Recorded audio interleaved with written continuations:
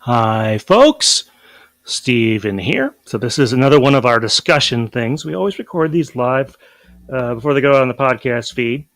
So, you can always check these out and see the rough, very rough sometimes version of these. I'm here with Anne from Pikapi Podcast as usual. Tonight's discussion is going to be the music of Magikarp Jump, the mobile game, which, unlike Duel, our previous discussion, Magikarp Jump's still very available. I was able to try it out for a little bit, get a little ways through it for this one.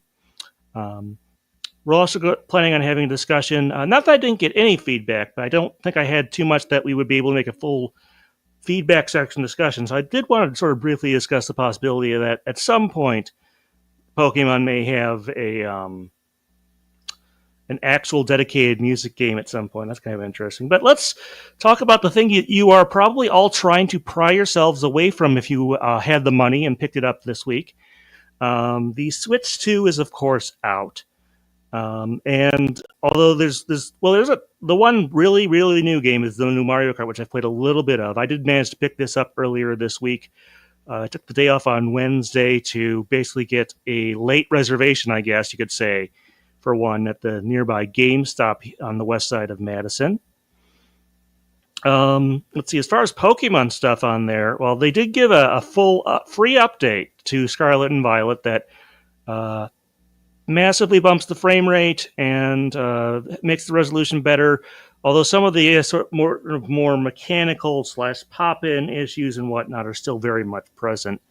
So you'll definitely still see those playing it. I did try playing some of the other games that don't have a direct patch, and those do actually more or less perform better. Actually, the one game that I've tried so far that definitely does have issues, which the developer has acknowledged, is Cassette Beasts, which will be coming up probably eventually. We're going to do a discussion of music from other Monster Training games, because I definitely want to do a thing on that. But Cassette Beasts apparently has some sort of like shader issue that causes problems with it on the new Switch too. And I wasn't expecting you to have one. I know you're always a little bit late on these things. If anyone out there wants to be my rich benefactor, I will happily play a Switch 2. This is not a moral objection. This is a financial objection. Yeah, I can definitely see where that would come from. But I've only had it for a few days, and with all of their stuff, I am trying to get out. You can totally, like I said, look up our old discussions, but this is for, let's see. I believe it's Pokemon Picross. My goal is to get that out and on the feed, certainly before I go to NAIC. Ideally, like tomorrow or Monday or something. We'll see how far I get after I finish with all this, and now that I have a Switch too. Right. So, working hard to limit myself, or whatever you want to say there. So, all right. Well, I wanted to thank everyone for coming here. We're going to get into our discussion relatively quickly. Anne, can you do a quick introduction of yourself, just for folks who may not be familiar with you? Yes, I am Anne of Pikapi Podcast fame, a Pokemon anime podcast going through every episode of the series from start to finish. We started in 2011, so it was quite a rocky start, but here I am still making episodes so many years later, and currently covering Advanced Generation. And like the last episode, we learned about how referees work in the Pokemon world, and so lots of fun deep dives into episodes and world building and the like. Yeah, so I mean, I know a little bit how they work in competitive Pokemon, since I know a few folks who staff events still. True, in the real world, where there is no Pokemon school. Yeah, so, but always appreciate that. Yeah, definitely give it a look there. Pikapi Podcast. So, otherwise, yeah, we're going to try to get right into this. I'm going to start my recording right about. Let's see, did that. Okay, nope, no, it's only in the penned mode, of course. There we go. All right, Anne, are you ready to get going? I am.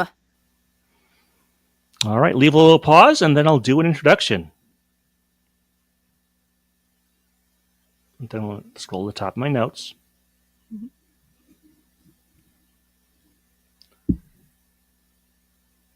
Hi, folks. Steven here. I'm on the phone with Anne from Pikapi Podcast, and we're continuing marching through the Pokemon side games and more specifically their music. Let me try that one more way there. Hi, folks. Steven here. I'm on the phone with Anne from Pikapi Podcast, and in our continuing trek through the music of Pokemon side games, we've reached the mobile game. Well, technically, the full name is Pokemon Magikarp Jump. Um, But obviously, if you're a fan of the franchise already, you probably just call it Magikarp Jump. This Or was Hanero Koi King. yes. We'll be talking a little bit about some of the Japanese side as well, I believe, with some of this. But in any case, this was a mobile game released in early 2017. And I know I heard about it then, but it didn't really catch my attention. I don't dislike Magikarp or anything. I like its story of how you have to put a lot of effort into it, and then eventually it evolves into a Gyarados and stuff like that. But I remember hearing about it and not thinking too much. This was still less than a year after Go came out, and slightly less time since Sun and Moon came out. So you definitely had some other things there. So I didn't really get to this when it came out. But Anne, I'm guessing based on some of your challenge runs and stuff that this was right up your alley, huh? I love Magikarp. I will proselyte the gospel that a Magikarp does not need to evolve to be a worthwhile Pokemon and a competitor and a champion and to be loved. And so a game where Magikarp just got to be a champion by being a Magikarp, it wasn't about evolving it. It was just about making it, loving it for its weird, quirky, floppy self. I was all over this game. This game was made for me. It felt like I felt seen, I felt heard, I felt listened to. Yeah. Well, you said made for you, but let's talk about who it was made by. So this name will probably sound familiar to some folks who never played it because the company is called Select Button, and yes, that is the same company that did at least the initial development on Pokemon Sleep, which we will eventually get to. I don't know a ton about them otherwise, unfortunately. They're kind of it seems like some sort of primarily a mobile game developer. So I do have a funny story in Pokemon Sleep how I was trying to press the name on it, sometimes thinking it was a button in there. But in any case, the music on this one is credited to Solitude or Solid Tune Inc. And they definitely seem to be a Japanese sound place. Unfortunately, I don't really have a specific name to go with that. I did look at their website. They do have a number of seemingly mobile-ish type games listed.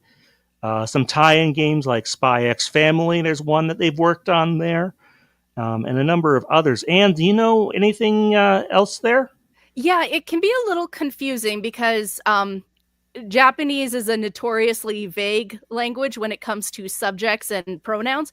But it seems to be the main staff seem to be Takamoto Seiichi and Masuda Satoshi.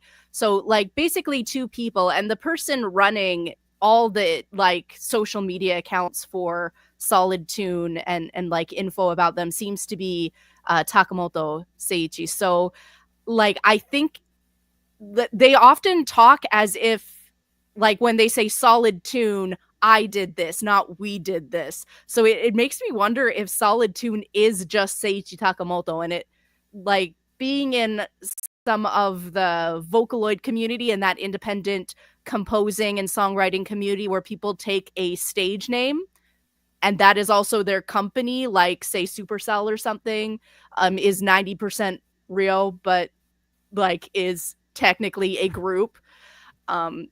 That might be true, but it is a little vague for a person who is not a native speaker, and I've never met any of these people in that section of the industry. So, but I think saying Takamoto Seiichi probably did a lot of work on this would be a fair bet.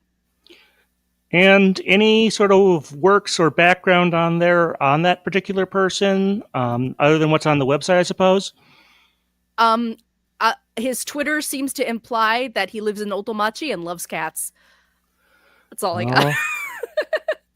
Oh, all right. Well, however you end up feeling about the music in this game, I guess I should mention, since we mentioned Select Button worked on Pokemon Sleep, different team there for sound for that one. But as far as the overall style for this game, as you might expect, given the theme and specific Pokemon, very energetic and playful. Seemed like there were a lot of woodwinds and percussion in the tracks here. And is that, I think that's about on the mark, or?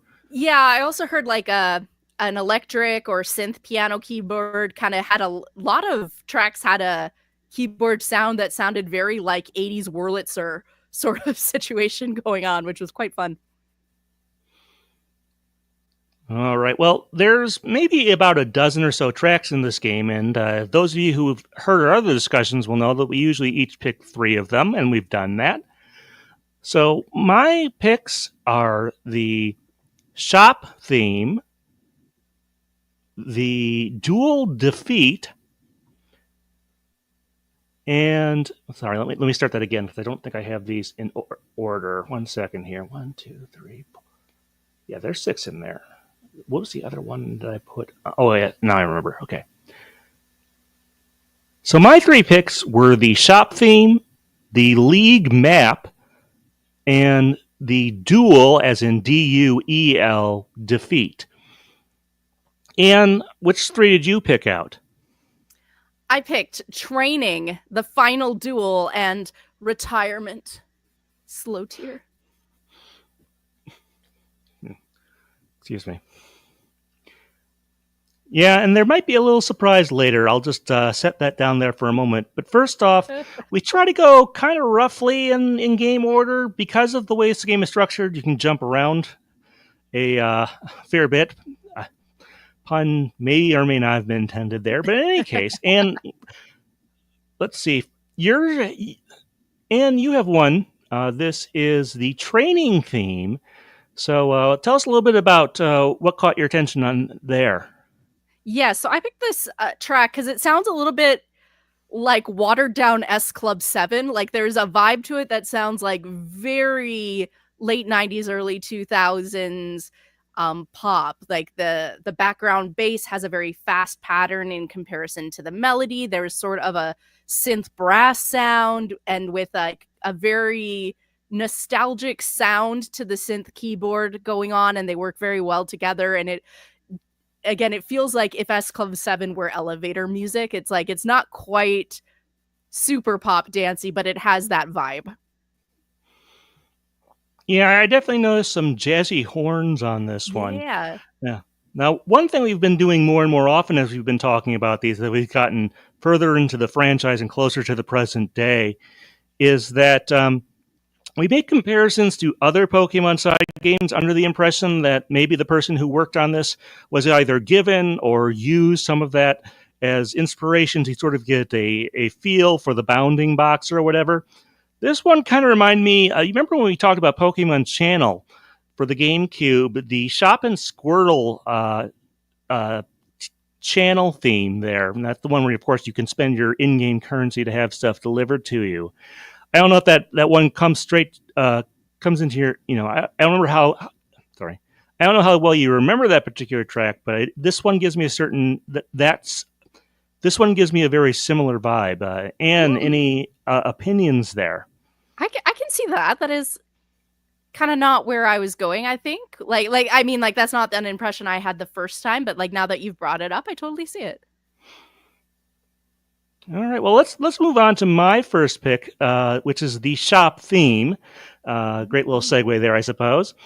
But in any case, I think shopping music usually has a bit of a freedom type feeling. I felt this one had a bit of a strolling melody, as if someone was browsing the aisles or the windows or something like that. And was that the vibe you got, or anything else to add? Yeah, it was like it had a little bounce to it, but it was kind of soothing, and like the little flute was really nice too. And I kind of liked the contrast between the flute sections that were kind of a nice legato, soothing sort of things, and then some of the other instruments that kind of, like I said, had a bit more of a bounce to them. So yeah, it's not super fast. Obviously, this is not Supermarket Sweep. But I think it does get the point across there. Mhm. All right, well, let's talk about another one of mine. This is the league map. Now, in the game, we'll talk more about the overall game mechanics and whatnot in our game discussion, but what you need to know here is that there is a map that sort of shows a line that zigzags across um, of all the people in each league that you will need to face and have your Magikarp out jump in order to progress. And this is when you're looking at that map, this is what you hear. And it's very much a March quality to it, which I guess makes sense given that you're going on like a, a journey of sorts in there. I don't know. Anne, what did you notice about this one? I felt it had like a very World of Pokemon feel to it. Like obviously not the exact same melody or anything, but it just kind of had that triumphant beginning of the game adventure and like mostly positive, but every now and then they'd let a chord slip through that was like a little bit like, oh, danger and adventure. But it had a lot of nice little trills. Like I don't think the instrumentation for this game was like full orchestra, but it kind of had that power behind it of like dun da da da. So yeah, very classic Pokemon game opening. Definitely seems like that was what they were going for. Mhm. All right. Well, Anne, here's your second pick. And there's a bit of an interesting, I guess you could say, mechanic in this game called retirement. When your Magikarp has reached its maximum level and is unable to beat the next opponent, um, there's a track that goes along with that. Anne, what did you notice about it? Yeah, so this is an interesting track. It kind of walks a very fine line between being joyful and bittersweet. Like it's a jaunty melody. It is in a major key.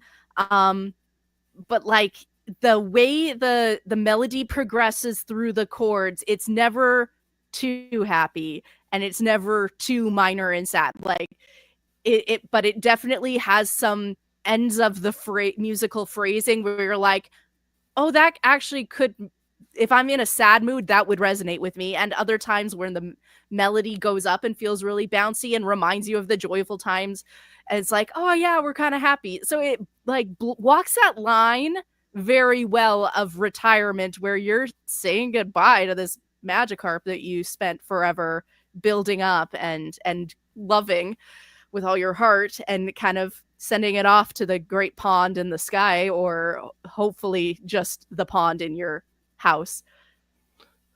Yeah, it does stick around in the back there. There's a definite collection aspect to this. As far as the melody itself, definitely reminded me of some stuff from Pokemon Mystery Dungeon, of all things, which often has sort of a, I don't know, positive and negative spin at the same time type of feel. Mm. Um, and also the instruments there, a little bit of the Pokemon Mystery Dungeon typically has somewhat of a Celtic feel to it. I think there's a definitely a little bit of that there.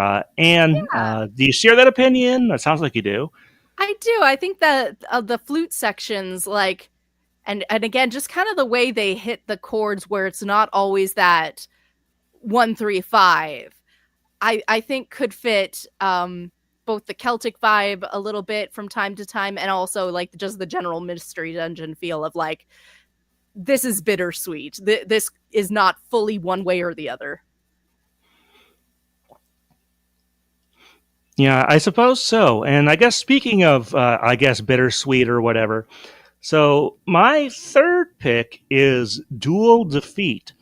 And as you can imagine, there's also one where you win a duel, but I found this one to be more interesting as a melody. I put down that it has a bit of a quirky, letdown, oh well quality to it, as if this is not the highest stakes things out there. I don't know. Anne, was that your perspective as well, or do you have a different spin? Yeah, I put in my notes. It's kind of womp womp, but make it jazzy. That does appear to be what they were going for. Yeah. And in that case, I think they definitely succeeded.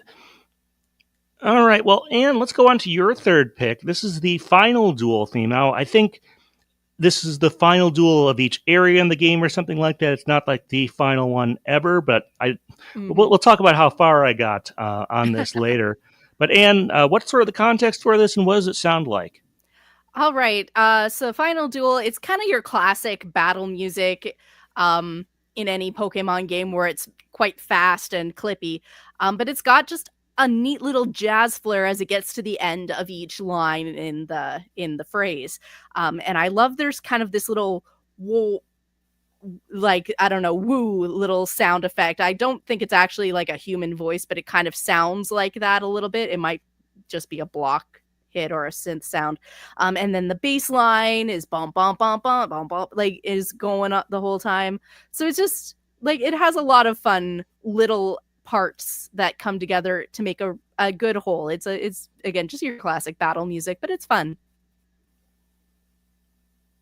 Yeah, and I said it had a bit of an announcement quality. The Obviously the actual jumping competitions are very much framed as a showcase and event of sorts. So that kind of does make sense here, um, especially since I guess the Magikarp, they don't directly attack each other. They're just trying to jump as high as they can. So that's kind of the idea there. All right. Well, I said there would be a little bit of a surprise with this one, and if you've played this or remember seeing some of the marketing for this, believe it or not, I was just playing this today and I was reminded of it. Thankfully, there's actually like a TV or something near the fish pond or fish bowl or whatever it is, the aquarium, Very safe. and it had a little notification. It says it's going to take you to an outside website. It's like, oh, I think I know what this is, and so I click on that, and yes, it's the Magikarp song, which has a bit of an interesting history, and it does seem to have been developed, at least in part, to promote this game. It started off in Japanese, if I remember correctly. And what can you tell us Mhm. about that? Um, not much other than, as you say, it started out in Japanese. It's a tribute to Magikarp. It kind of draws on some very classic Japanese musical styles that make it not necessarily awkward or clunky when it's translated into English, but like again, it hits different if you've kind of heard that kind of music before and that kind of like hit a note da da da da da da da but oh Magikarp da da da like I think it's kind of the same sort of thing that remember the Pokemon Sumo S episode where we're like, why are they singing from the West for alligator? Like there's a cultural thing going Mm-hmm. on into the beginning of this song that I don't know if Westerners quite understand. I don't know if I fully understand it, but I've heard it before, so to me it doesn't sound weird. I've heard a lot of other people been like, that's kind of a weird opening to this song. Um, to be honest, I do love that song. It's very cute. It's very fun. I also have personal beef with it because, again, I am team Magikarp is perfect the way it is and it never needs to evolve. And how dare you call it floppy and useless and the worst of all Pokemon? And the only way it has value is because it will become a Magikarp. So there's a part of me that like has a little bit of beef with it, but it's very cute. It's obviously very tied into this game, and marketing is doing its job with the brand recognition. Yeah, so I did try to figure out who did the English version of it, and according to Bulbapedia, the performer is one Robin Goldfarb. Boy, that last name is familiar. Oh, hey, yeah. Which, yeah, I believe it is Ed Goldfarb's son, who was in elementary school back when this was originally being Yeah. put out there. So, not surprising that he managed to find his way to work into another mobile Pokemon game. I think the actual thing that they did for Pokemon Go with, oh gosh, I forget her name. Not, I don't remember her name. The person who did Serena's voice. Gosh, I Oh, interviewed her last year and I can't remember the name. it's not Uh, not Hayden. It's but in any case, this is another mobile game that Mr. Goldfarb has found his way to have some involvement with. So it is kind of interesting. I think the lyrics, they are obviously, it's really difficult to do a direct translation, but it does seem like for the Western versions, they maybe made things, I don't know, like it varies somewhat depending on which one you look at it as to how um, endearing or endeared or what exactly the relationship with the Magikarp is. Seems to vary a little bit. how It's frustrated you are with it at any given point. quite possibly. Uh, Haven Pascal. or Pascal, or Pascal, I think is how she does that one. That's right. Silly me. Gosh. But we certainly, even though it's not technically part of the game proper, I knew we kind of had to discuss that particular thing. There's a whole music video, all lightly animated and stuff, but you see stuff like the Magikarp salesman from the game and so on and so forth, and so they cover a lot of bases in about a 3-minute song. So probably worth a look if you haven't seen it already. Mm-hmm. Now, as far as the opinion of the music overall, I do have to say the one playlist, no official soundtrack release of this, but the playlist I found on YouTube, unfortunately, like some of these tracks are not very long before they loop, and unfortunately, this is one Right. of those playlists where all of them were 10:01, 10 minutes and a second long, and that was so, which was way too long for some of them. Not that the music in this game is awful or anything, but it is a bit. All the tracks are pretty much on the short side Yeah. there. Even compared to some of like the early like cartridge-based game for like the Game Boy, Game Boy Color, Game Boy Advance, the songs here are not particularly long. So I didn't totally dislike them or anything, but I think that in terms of if PIRN had still been a thing, or doing my radio show here in Madison, I don't know that any of these would particularly, get me to use them on there. Like I said, they're not awful and they work for the game, but I wasn't blown away by anything here. And I think you have a little bit of a higher opinion. Um, I'm kind of mixed because, as you say, outside of the game itself, there's not a lot to these songs. They're very short. They are a lot to take on a 10-minute loop or even a 3-minute loop. But again, for the game where your training session lasts like 30 seconds, it's perfect. Where your match is like 30 to 45 seconds, perfect. Like the only thing is maybe shopping or hanging out in your home pond where you would be listening to this loop for a very long time. So yeah, as you say, works for the game, maybe doesn't work outside of the game as well. It's very simplistic music, but again, this is kind of a cute game riding on a gimmick of how much everybody except me doesn't think Magikarp can be great. Like one of the taglines of this game is, "What is the world coming to? Magikarp, a champ? People are training Magikarps."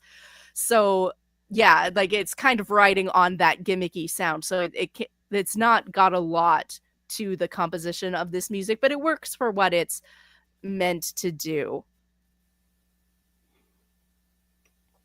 All right. Well, if you had any thoughts on the music of this game, you can always give us a line. Sorry, you can always drop us a line. So many puns. In any case, that would be either on one of these videos, if you're looking this up on one of our, on one of the, sorry, if you're viewing it that way, you can also give us an email, pokepress@gmail.com, or at Pokepress on Blue Sky is my new social media of choice. So now I did get some feedback on various things since our last discussion. However, not that they were bad. I certainly appreciated them, but none of them. I talked with Anna a little bit. We didn't really think there was something that we could make a full discussion out of. So I figured I'd toss in sort of a mini discussion here about something I had thought about doing for like an interim episode between generations or something. But I wanted to talk about the possibility of, at some point, there being a dedicated Pokemon music game for some system. We're recording this just after the Switch launched, or I should say, just after the Switch 2 launched. So maybe that's part of why that's on my mind, but it's been something I've thought about for a while.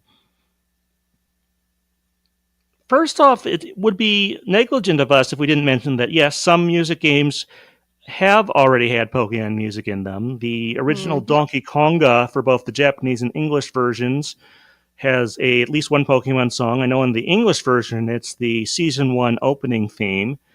I think it's Advanced Adventure in the Japanese one. And the Japanese-only sequels, at least one of those, I think, has another Pokemon song in it. There's also, obviously, Harmonite, the Game Freak-produced rhythm game from the 3DS era, which has some Pokemon game music in it. And then there are various Japanese games here, which are actually a little bit easier to get with cross-region buying being a thing on the Switch Mm-hmm. these days. And can you give us I know that these games, like music games, have sort of been off and on in America. They were very popular with stuff like Guitar Hero in the Mm. 2000s. Then it dropped off, and they've tried to have a revival, and it hasn't totally happened. But I know that rhythm slash music games are still very popular in Japan. Do you want to give us sort of a lay of the land over there? Um, well, I don't know if I can speak for the entire industry, but yeah, rhythm games are really popular. A lot of big franchises will have them. Um, the as far as Pokemon related go, the big one that I know is Taiko no Tatsujin, and that is a drum game where you're basically beating a taiko drum. I had it on the Game Boy Advance originally. I now have a version on the Switch where you can either mash the buttons like some rhythm games, or you can whack your Switch controls as if you were beating a drum, and it's very fun. And Pokemon has been a staple of that game in their song list for forever. Usually, whatever theme song of the anime is airing at that time. When I had it, it was Together from Diamond and Pearl. I think that my Switch version has Sun and Moon, but there are definitely others. Um, so that is a huge one. I'm not as familiar with other titles off the top of my head, but it sounds like, Steven, you have a list in front of you? Not entirely, no, but Oh, I never have mind. been playing. The other reason this has occurred to me recently, it occurs to me every so often, is that I have played a little bit of a. Well, it started out, I think, on PC, but it's available on all the major systems right now. I think it's Spin Rhythm, D. I forget if it's DX or XD off the top of my head. I think it is actually XD. It's more analogous to something like. Um, Probably a Guitar Hero, and that has or Audio Surf or something like that, and that has a plane going into the distance that has a set of things, and you have to either twist or press buttons or stuff like that, or do a spin and things like that to Mm-hmm. play the music. That one in particular has a lot of independent artists that they have on there, um, but it could certainly be adapted for that. Hmm. Um, so, like, Andy, why do you think that these music or rhythm games, why do you think they're still like bigger in Japan than they certainly are in the West? Um, Honestly, I don't know. I would put forth kind of the same reason that the word karaoke is a Japanese word, and that kind of tradition came out of Japan. Like, obviously, music is universal, singing is universal, games and beating drums and dancing to music and moving to music is universal. But Japan has a huge part of their culture of amateur music making and making music together and interacting with music together.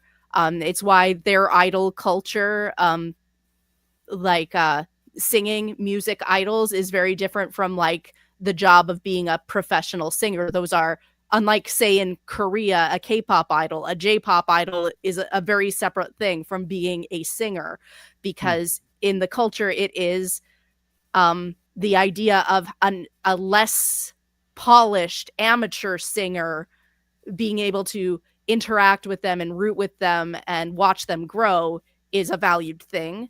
And again, karaoke, none of the people in a karaoke booth are professional singers, but we all enjoy music together. So there is a possibility, there is a conclusion to be jumped to, that perhaps rhythm games are possible because it is, again, a way for us casuals, us people who are not musical necessarily, we're not professional musicians, but a way for us to interact with music as amateurs and find joy not only in being able to interact with the music and press the buttons to the beat and move to the beat and all that, but also in our mistakes, in not being perfect at it, and in being able to push ourselves and succeed. Like, there is an argument to be made that because that is something that is of value in the culture and has always been in Japanese culture around music, that the amateur interaction with music is valued, that they might have more of a draw towards these types of games than maybe in the West, where we get embarrassed if we are not perfect, like we make fun of each other. If, say, someone on American Idol is not 100% blow you away amazing, we shame them. Like, that is like amateur singing. Like, we enjoy going to karaoke, but it is a different thing. Like, it hits different over here. So there's a lot there. And I would certainly say that the music business slash industry itself here in the West has a different reputation than the Japanese music industry, for better and worse. But in particular, I think that after the 2000s and 2010s and up to today, the music industry has, like in the West, the music business is seen less favorably than maybe how it is in certain parts of Asia. Does that make sense? It makes sense. I think it depends on what part of the industry you're looking at and where, because there is definitely, because again of the whole idol culture, and a lot of them release music, there are a lot of people who look at Japanese music and go, holy crap, what is that? They can't even sing, you know? Because they're trying to compare apples to oranges. They're trying to compare like Morning Musume to Beyonce. But at the same Yeah. time, as you say, city pop is getting a huge rise. There are plenty of, again, professional singers. There's the entire enka genre and opera, and people who, like, again, are professional singers in Japan who are playing a slightly different game than Beyonce is played. And again, apples to oranges to compare them to, but people might look at that and be like, wow, Asia's killing it in the music. So it's like, again, it's just different. But like, I do think, yeah, you're right. Like, since it is a subjective thing, there are definitely some people who maybe not loving where pop music at least is going in the US are looking to other people's maybe slightly off the beaten track, not pop music, and liking what they hear. All right. Well, one thing that whenever I've thought of this topic that always comes up is sort of the scope of material. You mentioned how the Japanese games there tend to have songs from various anime, and then Harmonite, because it was a Game Freak production, generally had stuff from the games.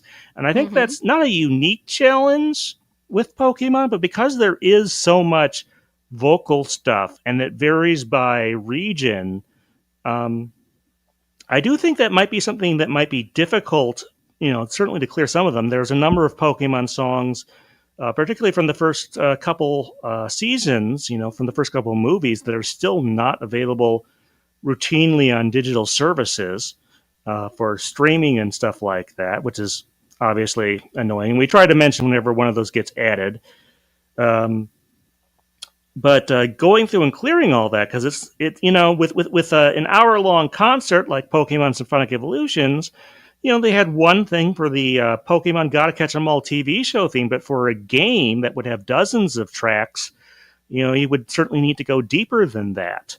I don't know, Anne, what are your kind of thoughts on that aspect and challenge there? Well, I might have agreed that it was a challenge until, and I will give this counterpoint, I played Kingdom Hearts Melody of Memory, which is a rhythm game based off of Kingdom Hearts music. And 90% of that music is no vocals. It is just the instrumentals that loop as you run through the worlds. And some of it is not incredibly conducive to a rhythm game, you would think. Some of it is very slow and experimental and weird. But they made it work. They made it work extremely well. And they also would have had some of the challenges because while some of it is originally composed, some of it is based off of Disney songs and Disney worlds and Disney games. And I can't imagine the rights clearing that exists in that franchise to begin with, let alone this specific game. So it definitely can be done, and it can be done to great effect. I think a Pokemon game using instrumental tracks from the games in a rhythm style.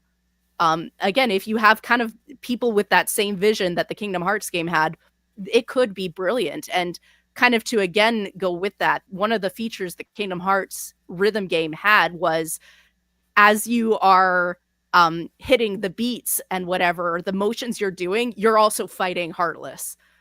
So that could be easily integrated into Pokemon where, say, you press the B button and to hit the note, your Pokemon is actually performing an attack. Or, you press this and your Pokemon starts gliding in the air to the beat or something. Like, I feel like there is potential here for a Pokemon rhythm game that is fantastic. Um, exactly as it is. Like, doesn't have to be the vocal tracks. It can be, but it doesn't have to. It doesn't have to be a traditional style rhythm game. It can be something a little different.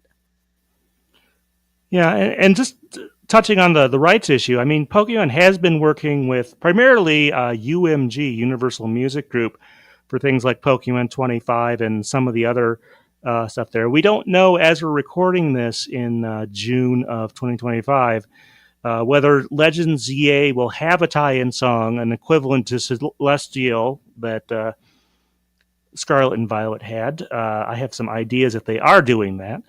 Um, but yeah, and obviously using the not using the like record. Sorry. And one thing you brought up there, music typically has two sets of copyrights. One is for the underlying lyrics and composition and overall structure, and then the other one is for the actual recording itself. Mm-hmm. Yeah. And that could come into play with songs like, The Power of One. If they only need to use the composition from it, then they don't necessarily have to involve, say, Donna Summer's estate there, if they're not doing that there. Depending on what her rights organization has set up. It sort of depends there. For the record, I know that her husband, Bruce Sudano, is listed as a producer, but that is probably only for the actual physical recording of it. Again, that set of rights versus the lyrics that were based on a melody composed by Ralph Schuckett and written by Mark Chait and Mervyn Warren for the lyrics primarily. So that makes things sometimes simpler, sometimes more complicated. Yeah, it depends on what their production company, whoever's holding the rights, has decided they want the limits to be on how to use a mechanical recording. But sometimes you're right. Sometimes it is a little easier. Yeah, that, by the way, that's also why some of the recent reuses of the Pokemon theme are not the actual Season 1 version, is because they have, a version by Ben Dixon and The Sad Truth. That's why they use that version in a lot of more recent stuff. But in any case, you had mentioned sort of doing attacks and stuff, and I definitely think like some sort of Battle of the Bands type of theming would be appropriate for this somehow. And like I said, I think the Pokemon Company would very much want there to be some sort of Pokemon mechanics, whether that's some sort of turn-based element or something like that, where you have two people going, doing different. Each person takes a line of the song or something like that. Oh, that would be fun.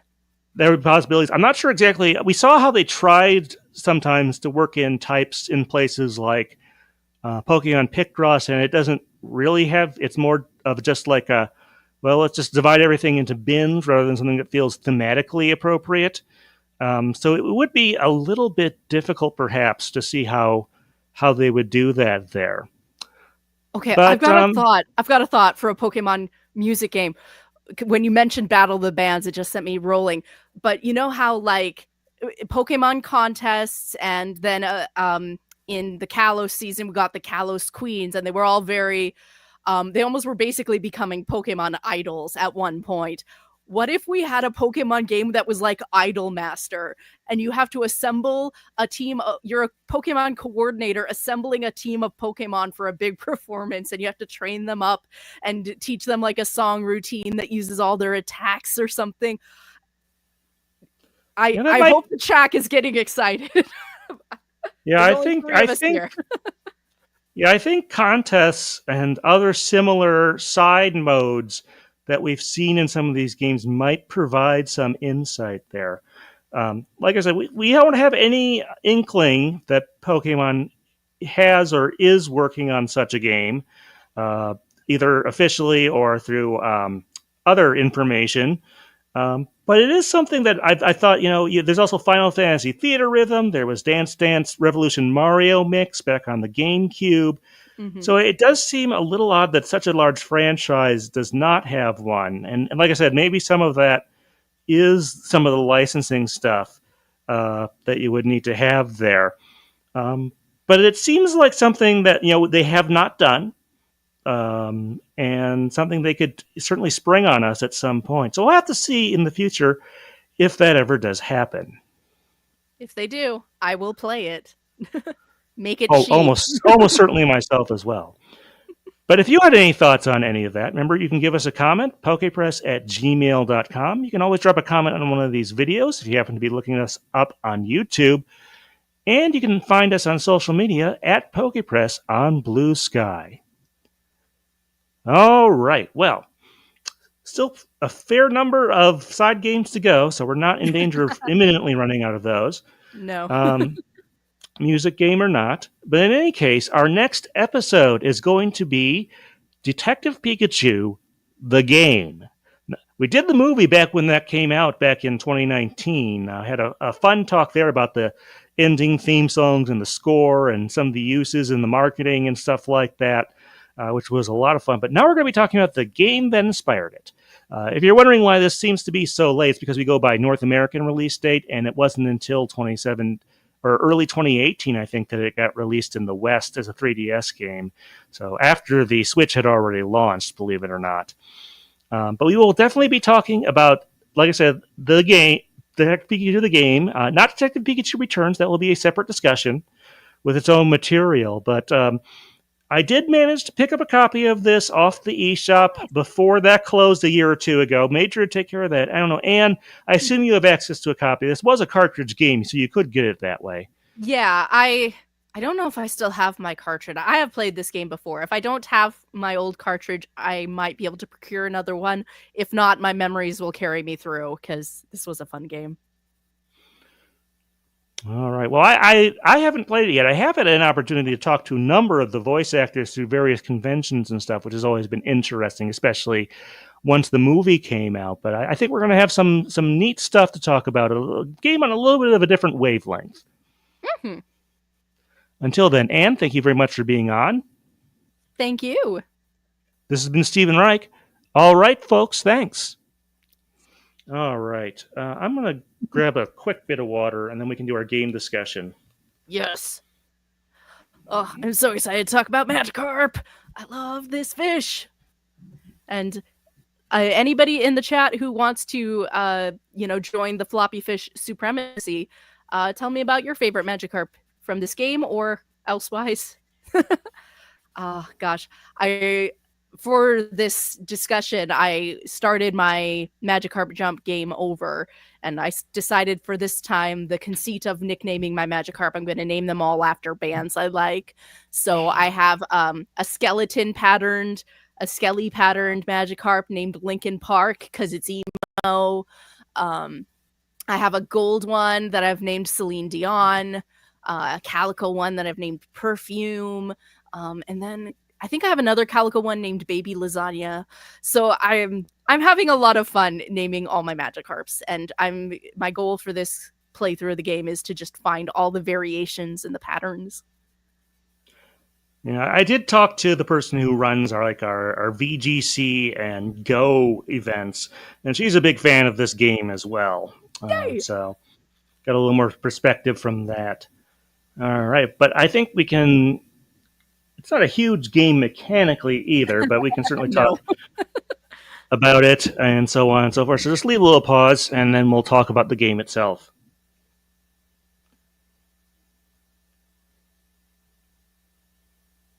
All right. Well, Pokemon Magikarp Jump, again, that's the full name of it, has gameplay as well, although it's gotten, it's not for everybody. We'll probably explain why. Sorry.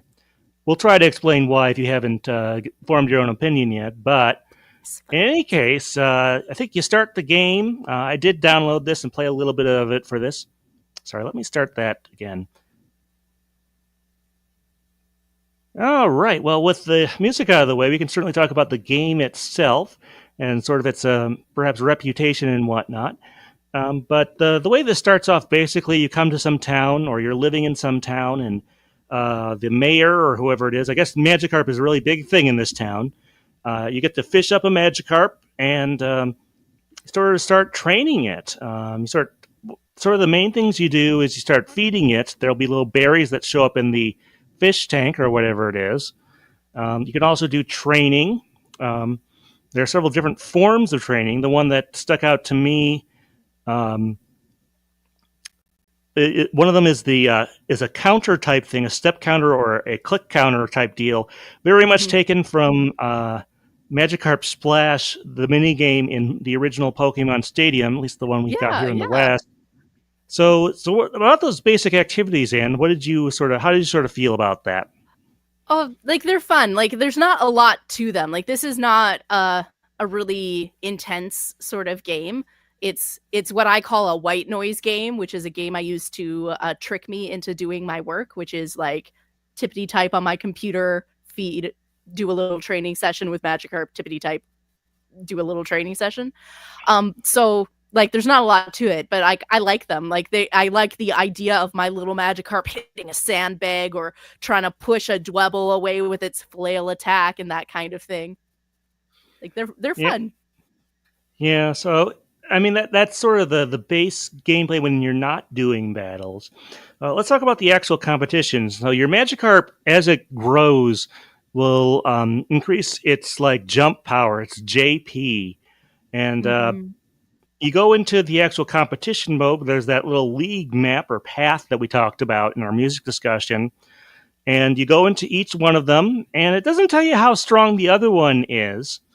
Um, but basically, there's a little lead up that you can skip from an announcer and stuff like that. And basically, they jump up, and one of them will typically jump higher. If it's really close, it can be hard to tell. Otherwise, there can be a big difference between them. I haven't gotten super far, so I don't know if there are special animations when you get into really big numbers or something like that. I suspect there might be. Um, but and then it tells you, they fall back down to earth, make a big hole in the ground for each of them. But they're okay. And then, yeah, if you win, you get to go on to the next battle. If you lose, you have actually a little delay there, about an hour and a half to 2 hours or something like that, before you can attempt again. Um, Mm-hmm.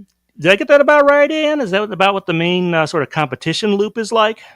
Yeah, and I learned to get around your league points or whatever. Like that delay is like I don't challenge the league until my Magikarp is trained up to its highest level. So it's like when we blaze through and finally lose, then it retires and I can start again with the new Magikarp and everything resets. So if that's your hack, although again, this is a white noise game, so it having that delay is usually actually quite nice because it forces me to put the game down and go do my work. But if you just want to blitz on through, that is my hack. Yeah, yeah. The retirement mechanic, we talked about the song that goes with it. Basically, your Magikarp has a maximum level, and like the first one, I think I had a maximum of 11. Right now, I've got one that has a maximum of 13, and so it can go higher. And eventually, I'll have to keep going through that because I mean it gives it sort of a collection mechanic because, of course, your next Magikarp may be a little different. When your initial Magikarp retires, you get to get a new one with a fishing rod. Uh, Mm-hmm.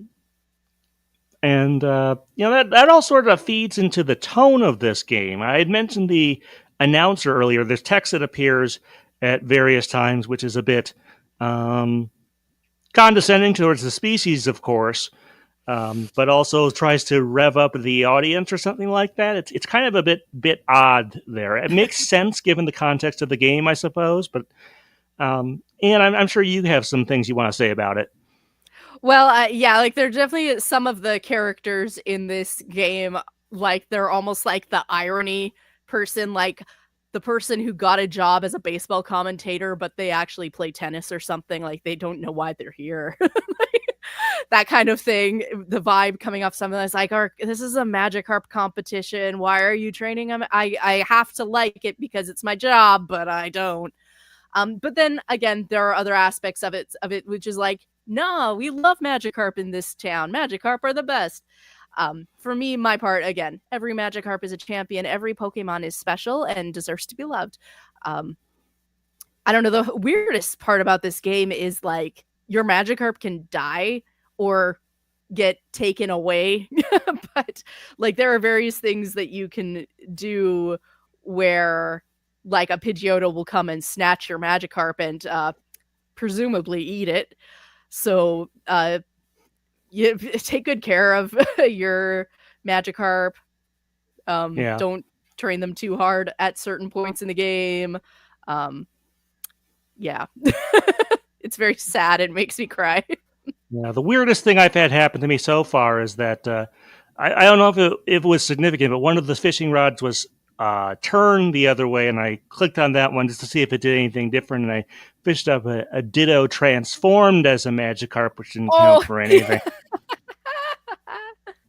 So I funny. definitely want to mention that. And the Pidgeotto thing is definitely mentioned in the Magikarp song, at least the English Yeah. version of it. Yeah, there's also like a random encounter where like Hmm. you chase a glittery thing and it turns out to be glass and you Yep, lose a that bunch happened. of yeah. So yeah, you certainly have to be on a certain wavelength for some of this stuff, and But I think we'd be remiss in our duties if we didn't talk about the Journeys episode, which I didn't get a chance to rewatch, but I have seen that is sort of based on this game. Go, if I remember correctly, Ghost is the one running, participating in the Magikarp Jump competition in whatever city it is, and it looks very much like it does in this game, where the goal is, of course, for the Magikarp to jump as high up as they can, and the highest jump wins. Um, I don't know. Yeah, that's How do the you? that's the short episode, the split double feature episode. So Okay. it's just 15 minutes of pure chaos. Like Yeah, I think they do. They do take some experimental risks in Journeys with some of the episode structures and yeah. stuff like that, where we get I believe, the Team Rocket podcast and other stuff like that. Yes.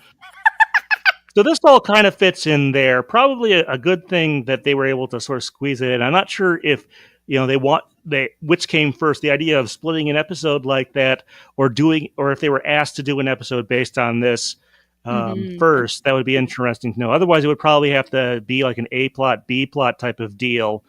I Certainly, mean, the Johto years, they easily could have stretched out the plot of Magikarp Jump into like a 3-part arc if they felt like it.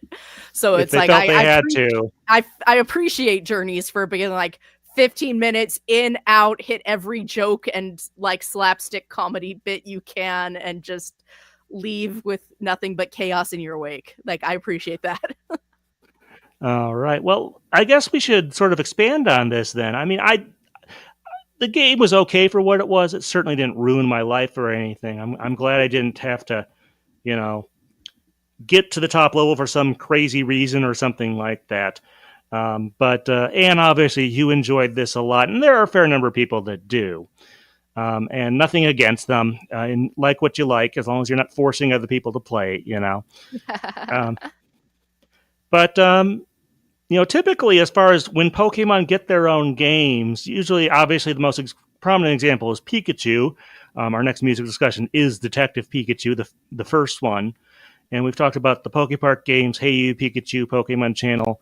And one thing in Pokemon Channel you might have noticed is something called the Pokemon Mini. And since those are a lot of small little games there are a number of them based on individual Pokemon. They're even simpler than, I guess, Magikarp Jump is.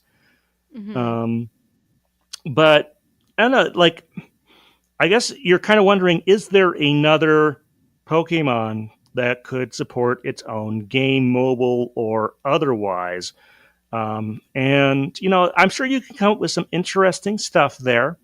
Well, I was Um, thinking Pokemon Coliseum also had Pokemon specific mini games. Like, do you think we wouldn't mainline a Lickitung Sushi Go Round as its own game if it was packaged as kind of like one of these?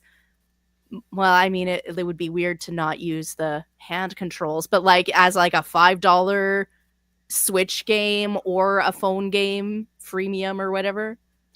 I Like, mean, there's definitely promise there, but this yeah. is, like I said, Magikarp Jump sits in a very interesting place. It's certainly bigger than mini games on the Pokemon Mini or on the um, in the stadium games and so on and so forth. Mm-hmm. I'm sure there are opportunities. Now, some of them would be obvious, like a Smeargle-based art game, which is another character who, well, maybe you draw it Oh. at some point, but it certainly wasn't heavily featured in Pokemon Art Academy, Oh, uh, heck yeah, using your Wiimote. That or would be something so, like that. yeah, that would be So so fun. that's a sort of a guide character. Um, I mean, you could make like Pokemon that have inherent stealth mechanics, like Kecleon. You could probably make a game around that, um, Mhm. and other things like that. But I think, like I said, I mean, it's a little interesting, and it seems like it occupies an interesting space, and I wanted to mention that. Any other thoughts, Anne? Yeah, I feel like we could just snowball ideas for forever on this of like different types of single Pokemon that could carry a game, like a Rayquaza style asteroid game where you just defend the ozone layer from increasingly coming little meteors or something. Like there are so many ideas the Pokemon company could come up with. Like, yeah, I think I, mm, I feel like there's lots of potential, and there are so many Pokemon that yeah, they could easily. Well, not easily because every single one would have to have a staff and a development team and Right. overhead and money. So yeah, maybe not easily. Maybe uh, prudence is guiding their decision here. But like, I Yeah. think there are definitely a lot of options. Yeah, and we'll certainly talk as we talk about more of these mobile games about how at some points I've had to sort of set aside certain ones to participate in others. For sure. Um, and back when the Pokemon website, as I'm sure a number of our listeners used to know, used to have browser-based games, many of which were Pokemon specific themed. But like I Mhm. said, it just seems like Magikarp Jump is a little bit bigger than most of the rest of them, and I found that kind of interesting. Yeah, that is interesting actually, and like I don't know if it's just writing on the gimmick of it all. Like, what, they made a game out of Magikarp? I have to check that out, and actually, it's kind of fun. I don't know, but yeah, you're right. That is curious. All right, I think that's a good place to stop the recording. Thank you very much to everyone who was here. I don't think we got anything in the way of comments, but let me just double check here quick. I think it's just me. Um, Just the it's floppy okay friend there. supremacy will rise, and someday you'll all join me and sing the fish's praises. I suppose so. In any case, just a note to the folks at home, I am trying to get our next podcast episode. Like I said, you can always look up these live streams if you want. Is Pokemon Picross, the game that is the other way around from this one. I mean, I think, Anne, I think you disliked Yeah, I did. Picross more than Was I not was ambivalent super towards keen. Magikarp Jump. Just a little bit there. Um, That's okay. That's why there are so many games in the world, so we can all be catered to.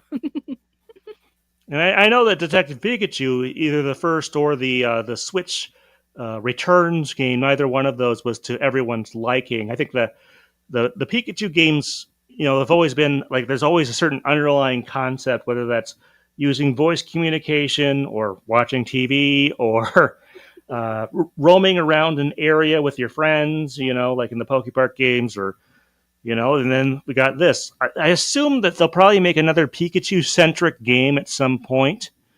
Um, and likely not a follow up to Detective Pikachu Returns. I do wonder what they will do with that. Yeah. I'm guessing we haven't seen like not to diss too much on Cafe Remix or Unite and stuff, but I would like to see a more standard-ish Pokemon side game, which I don't think we've had a new one really since New Pokemon Snap. If I remember Right. correctly. Yeah. We will talk about Unite and we will talk about Cafe Remix, but sort of like as a retail game, we haven't had that in a while. Hmm. And we still are no closer to finding out if and when there'll be another movie or stuff like that. That's one reason I'm kind of hoping that there is a tie-in song for Legend ZA. Excuse me. That, and I have that sneaking suspicion. Last year for Pokemon Sleep, Dua Lipa did a cross promotion with one of her songs, which is very similar to Graffiti Overpass or Overpass Graffiti that Ed Sheeran does. So if that comes around again to doing the end song, Elemental Monkeys are coming back to ZA. And that plus Dua Lipa, then her taste in music obviously equals Don't Change by INXS. But You know, it's that could there's happen. It a could lot. actually happen.